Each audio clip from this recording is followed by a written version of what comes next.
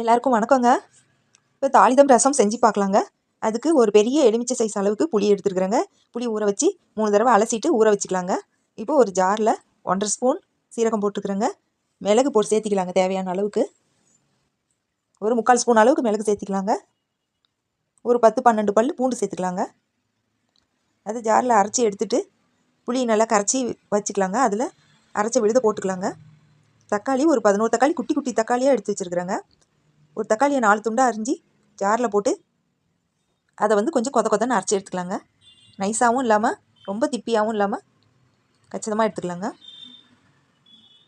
இப்போது அடுப்பில் ஒரு பாத்திரம் வச்சுக்கலாங்க. அதில் ஒரு ஸ்பூன் எண்ணெய் விட்டுக்கிறேங்க. கொஞ்சம் கடுகு சேர்த்திக்கலாங்க. கடுகு பொரிஞ்சு வந்த உடனேயே ரசத்துக்கு தேவையான அளவுக்கு கருவேப்பிலை எடுத்து வச்சுக்கலாங்க.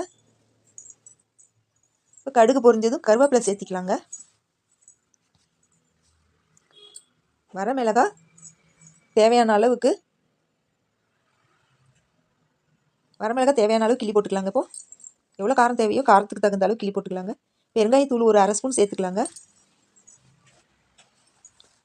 வரமிளகாய் செவக்கட்டுங்க, கிண்டி விட்டுக்கலாம். இப்போது புளி தண்ணி கரைச்சி வச்ச தண்ணியும் அதை எடுத்து ஊற்றிக்கலாங்க இதுலேயே. அடுத்தது தக்காளி அரைச்சி வச்ச விழுதையும் இதில் சேர்த்திக்கலாங்க. ஜார் கழுவி அந்த தண்ணி ஊற்றிக்கலாங்க. ரசத்துக்கு தேவையான புளிப்புக்கு தகுந்த அளவுக்கு தண்ணியும் சேர்த்துக்கலாங்க. ஒரு சிலர் இதில் மஞ்சத்தூள் போடுவாங்க, நான் மஞ்சத்தூள் போடலைங்க.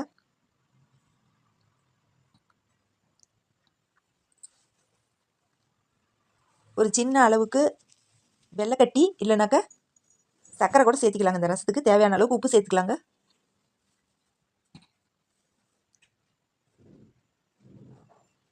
இப்போது வெல்லம் இல்லாதனால 1/2 ஸ்பூன் சர்க்கரை சேர்த்துக்கலாங்க.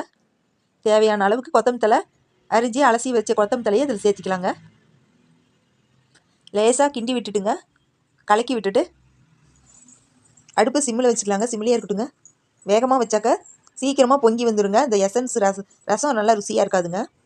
அதனால் கம்மியாக சிம்மிலேயே வச்சு ரசம் நுரக்கட்டி வரட்டுங்க. பொங்கவும் கூடாதுங்க, கொதிக்கவும் கூடாது.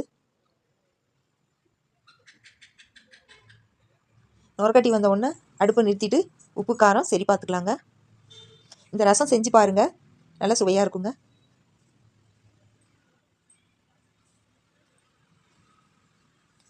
ரசம் நுரக்கட்டி வந்துருச்சுங்க.